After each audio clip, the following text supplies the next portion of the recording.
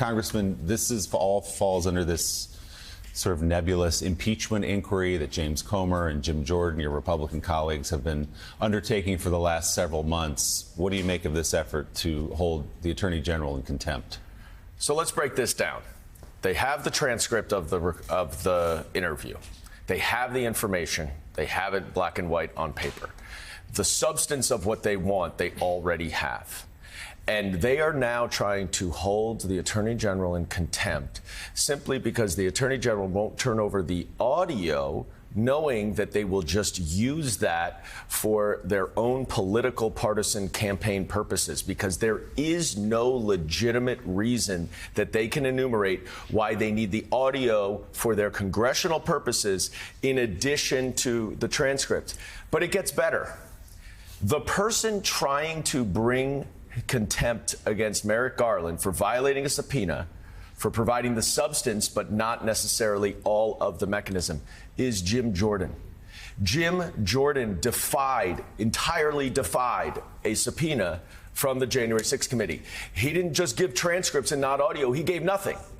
And the hypocrisy that these Republicans continue to push forward with, when you have other members of my committee, the Oversight Committee, who also defied a congressional subpoena, rejected all cooperation with the January 6th committee, and now trying to turn around and saying, no, you must comply with every single thing we asked or you'll be held in contempt. That is never how it worked. This will fail if this ever went to court, but they're just desperately clawing for something to hold on to because the impeachment investigation was such a flop and such a bust. They're trying to change the topic now, but they can't help but shoot themselves in the foot. Yeah.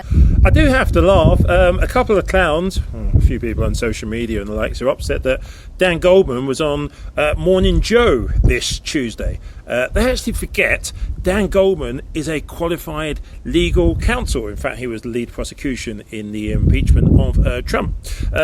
The question should be, though, why does Trump and the Republican Party have so much problems in 2023 and 2024 attracting decent legal representatives? Here's the situation. Dan Goldman is what I would call an excellent communicator, not just as a legal voice, but also as a politician who understands why he is there. And all of those who are upset with Dan Goldman, maybe look at some of those. Let's face it. Right now, if you were to think Rudy Giuliani at one stage was literally in the White House more than Melania Trump, probably not difficult to do, and did a garbage job, really bad job. Who's Trump's other lawyer? The guy he's got at the moment, not doing a particularly good job. Alina Yabadabadoo. If they could get somebody who knows how to add two and two together, perhaps then they could start. Just watch Dan Goldman recently. I don't see anybody within the Trump council who can do the same job. He's brilliant. For the House managers to say we need depositions about things that happened after, it's just not true. But if he does, there are a lot of depositions that need to be happened. Nancy Pelosi's deposition needs to be taken. Vice President Harris's deposition absolutely needs to be taken, and not by Zoom. None of these depositions should be done by Zoom. We didn't do this hearing by Zoom. These depositions should be done in person, in my office, in Philadelphia. That's where they should be done. I don't know how many civil lawyers are here, but that's the way it works, folks. When you want somebody's deposition, you send a notice of deposition, and they appear at the place where the notice says. That's civil process. I don't know why you're laughing. It is civil process. That is the way lawyers do it. We send notices of deposition. I would remind everybody that we will have order in the chamber during these proceedings. I haven't laughed at any of you, and there's nothing laughable here. He mentioned my client coming in to testify. That is not the way it's done. If he wanted to talk to Donald Trump, he should have put a subpoena down, like I'm going to slap subpoenas on a good number of people. If witnesses are what is required here for them to try to get their case back in order, which has failed miserably for 4 reasons. There is no jurisdiction here. There has been no due process here. They have completely violated and ignored and stepped on the Constitution of the United States. Now is New York Democratic Congressman Dan Goldman, who serves on the House Homeland Security Committee. Congressman, first of all, what's your reaction to the news that Senate Republicans are debating whether to ditch this bipartisan border security bill? Anderson, let's make no mistake about it. If the Senate Republicans now ditch this bipartisan deal that they have reached with the president and with Senate Democrats, it is solely because Donald Trump has directed Republicans not to give Joe Biden a policy win in an election year because he wants to run on the chaos at the border. That is the only reason this has been derailed, is because Donald Trump does not want Republicans to solve our problems. He wants the problems to persist so that he can use it for his election campaign. What is so cynical about this and hypocritical is, I mean, the arguments that have been made about, fentanyl pouring across the border. Yes, most of it comes from through legal border crossings, but nevertheless, Republicans are calling this an invasion. They have endlessly focused on this, understandably so, and there's chaos at the border in all these border communities. But there does have to be legislation in order to actually improve the asylum process, doesn't there? In order to make these kind of hiring improvements, security improvements, and legal improvements. Absolutely, and that's an incredibly important point. Now that Republicans realize that they look bad trying to politicize this issue and undermine a comprehensive bipartisan solution, they're moving to their next talking point, which is, oh, we don't need legislation to do this. Well, that is certainly very different than everything that they have been saying for this entire Congress, and that's different than the reality on the ground.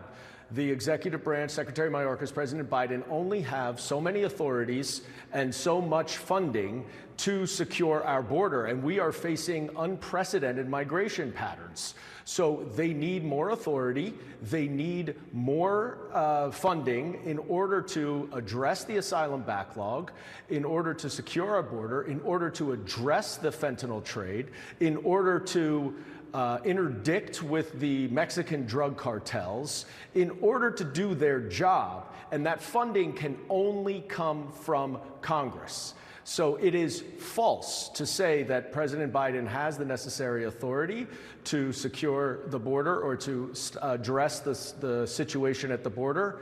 It is required for legislation to pass, which is what the Senate has been doing while the House has been trying to impeach the Secretary of Homeland Security, who is working with the Senate to address those problems. And just to be clear, the former president has said that only a perfect bill, there has to be a perfect bill.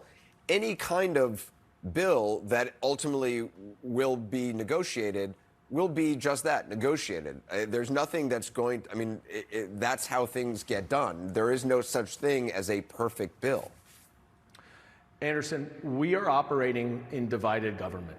The Republicans control the majority in the House, the Democrats control the majority in the Senate, and a Democrat is in the White House. For House Republicans to declare that we will not budge at all on our draconian, extreme legislative proposal completely flies in the face of our system of government, which requires bipartisan negotiations and bipartisan compromise. We Democrats are ready to do it. The president has shown a willingness to go further than any Democrat ever has before, but it is not enough for the Republicans because they want to use this as a political cudgel in this upcoming election. You mentioned the effort to impeach Secretary Mayorkas. I want to play something you said at the hearing today. So your own party is sabotaging and undermining this administration's efforts to address the border while you are trying to impeach him by saying that they're not addressing the border. The hypocrisy is the least of it. Your attack on the rule of law and our democracy is the worst of it. And you better be careful about the bed that you make. Talk about this as you say, an attack on democracy. Well, this is a gross abuse and misuse of the impeachment clause. There is no misdemeanor or crime, much less a high crime and misdemeanor, as it has ever been defined by the framers or any subsequent impeachment.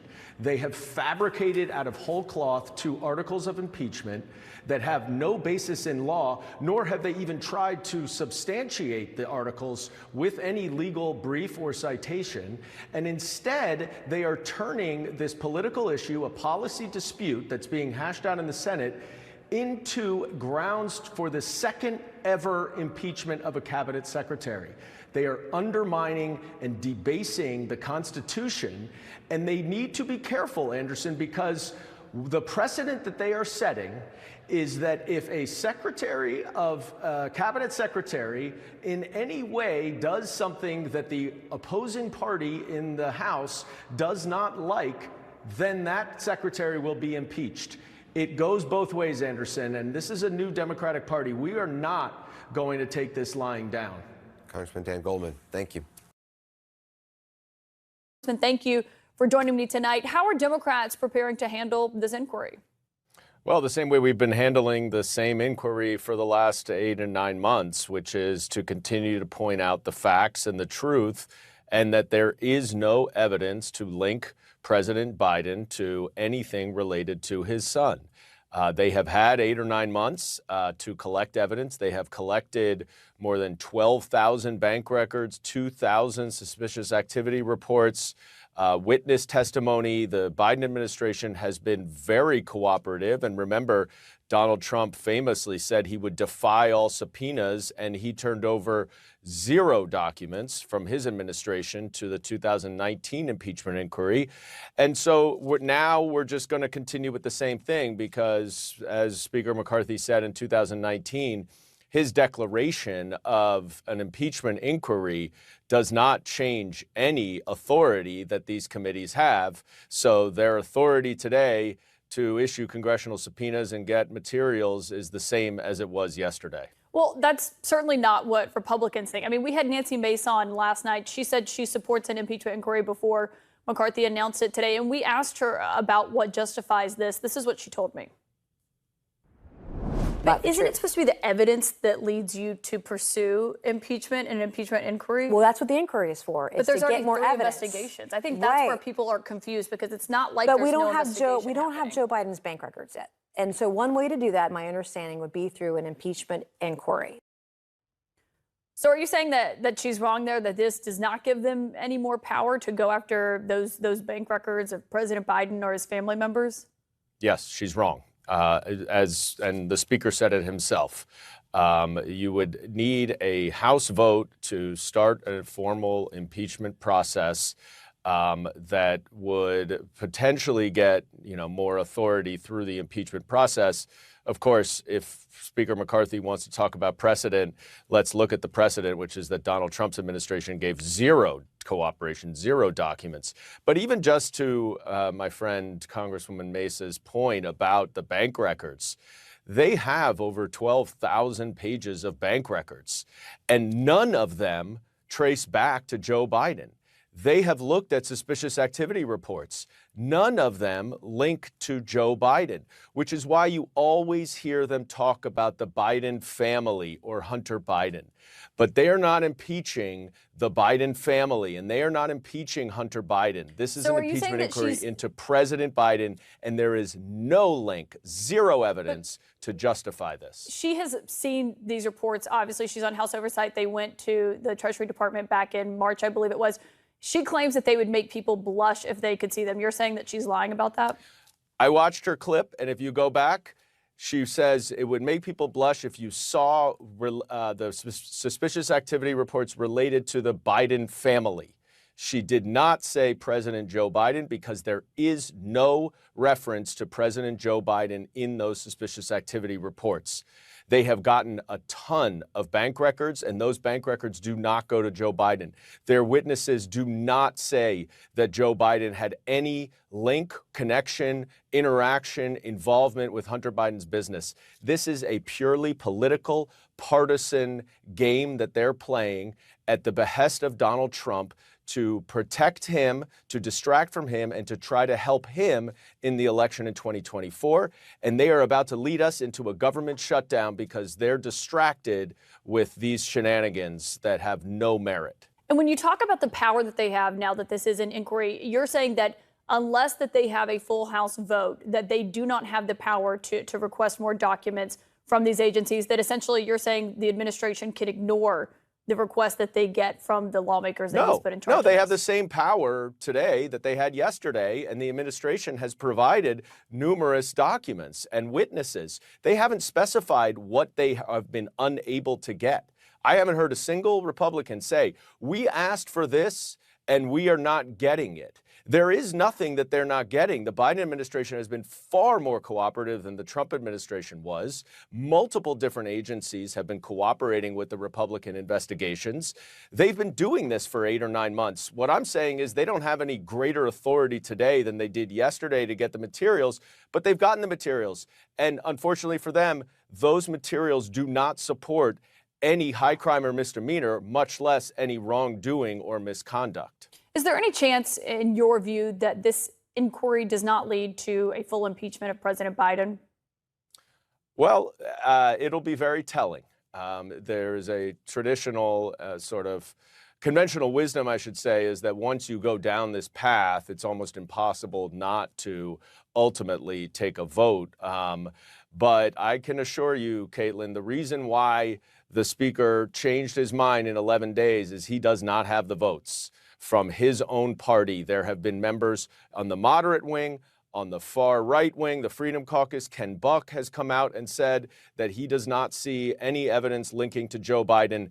He does not have the votes. He is trying to save himself, save his own speakership, as he has been trying to do since January 3rd. That's what this is all about. If they do move to oust him, how would you vote on that?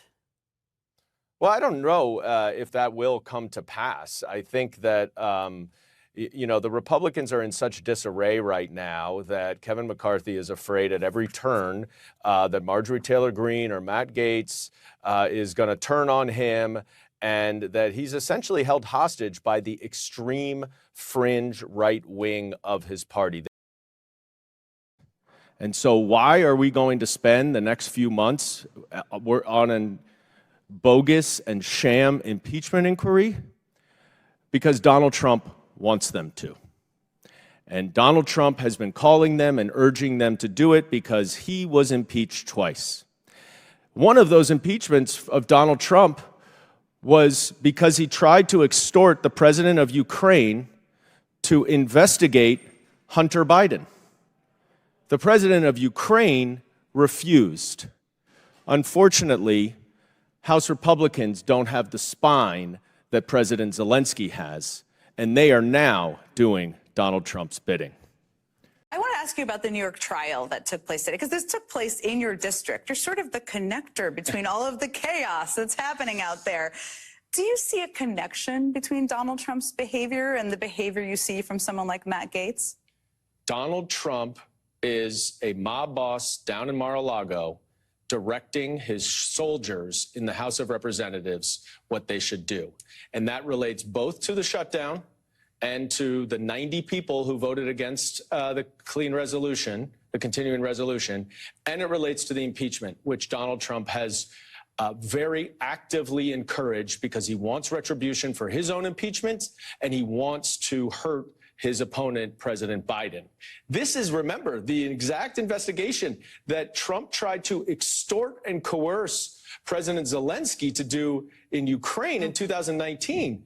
President Zelensky had a backbone and stood up to Donald Trump.